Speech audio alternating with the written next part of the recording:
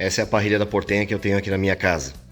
Eu gosto muito de mostrar ela porque é um modelo que eu uso direto. Já tem vários assados na conta e isso é o que importa saber quando a gente vai comprar um equipamento desses de uso extremo, altíssima temperatura, sal, gordura, é saber como ele se comporta depois de um tempo, né?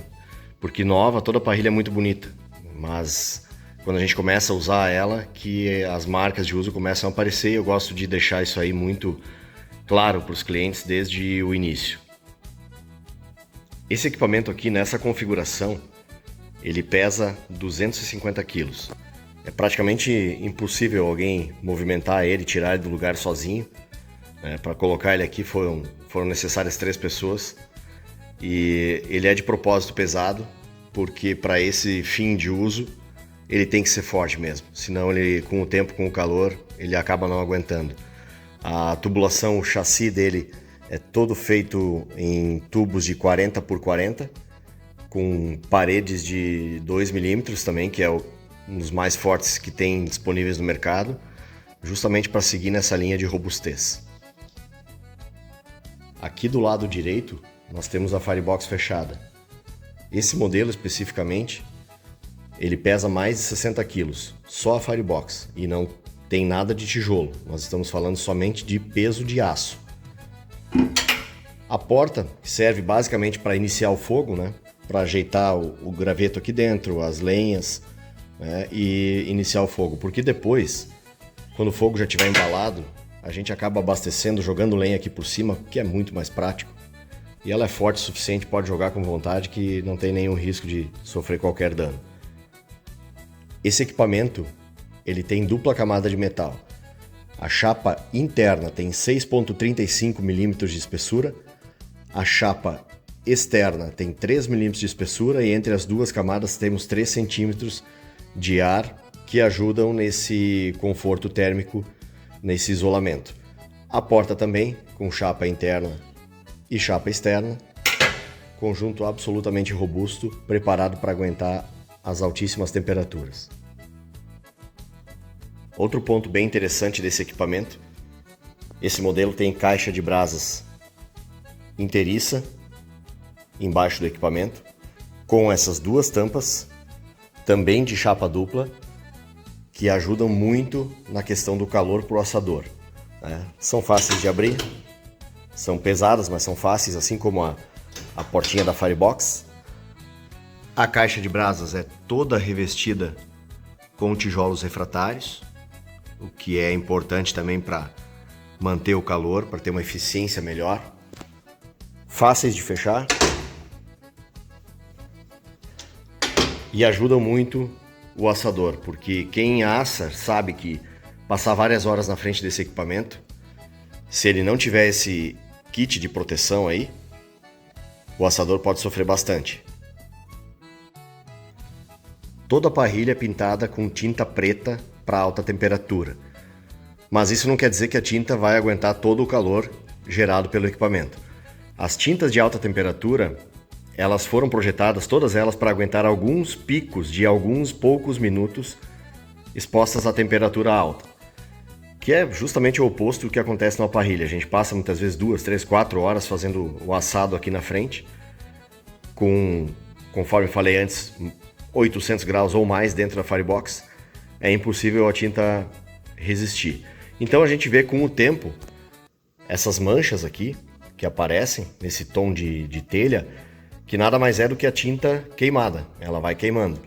Pode ver que ao redor, a maioria da Firebox está com a tinta ainda preservada e tudo mais, mesmo depois de muitos assados, mas a gente consegue identificar onde são os pontos de maior calor, os pontos que mais sofrem, e esses aí a tinta acaba queimando um pouco e ficando nesse tom de telha.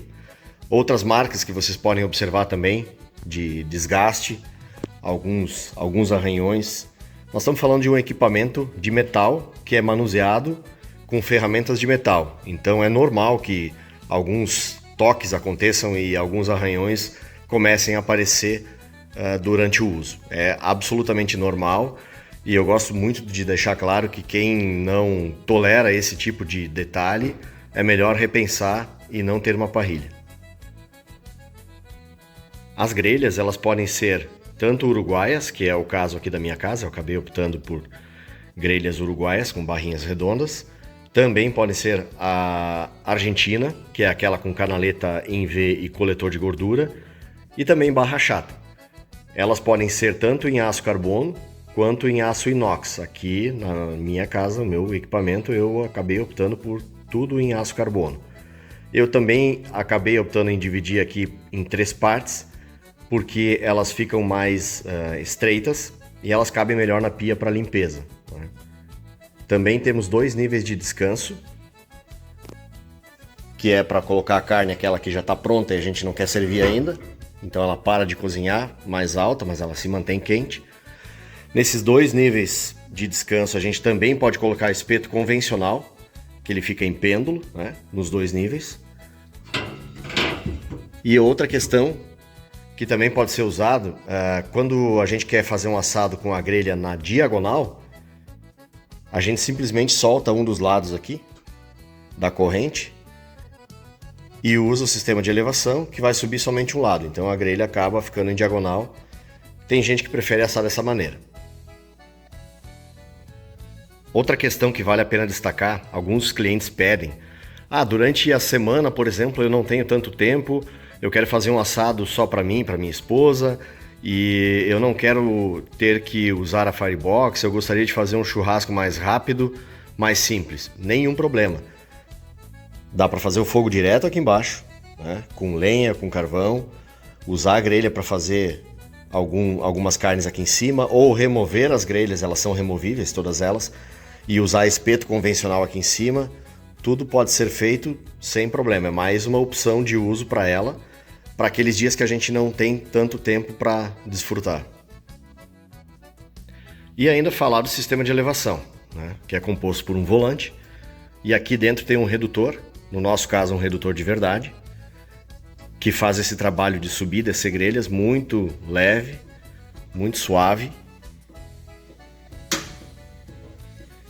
E o mais importante, a gente para de erguer ela a qualquer ponto e ela permanece estável, ela não volta sozinha, mesmo quando a grelha estiver lotada de carne. A gente pode fazer força aqui com a mão, ela segue estável e segura. Então, pessoal, esse vídeo foi feito de forma amadora, caseira. Eu mesmo fiz, sem produção, sem equipe de marketing. Mas eu acho que ele é importante mostrar para os clientes como é o equipamento e como ele se comporta depois de várias horas de trabalho, como é o caso desse aqui. Aí o cliente sai daquela história de ver um produto perfeito, recém-fabricado, sem nenhuma marca de uso. E eu acho que isso aqui transmite o que é o produto, o que é o equipamento de verdade. Podem ficar sossegados que quem optar por esse modelo aqui não vai se arrepender, porque esse aqui já trabalhou muito e segue lindo do jeito que está.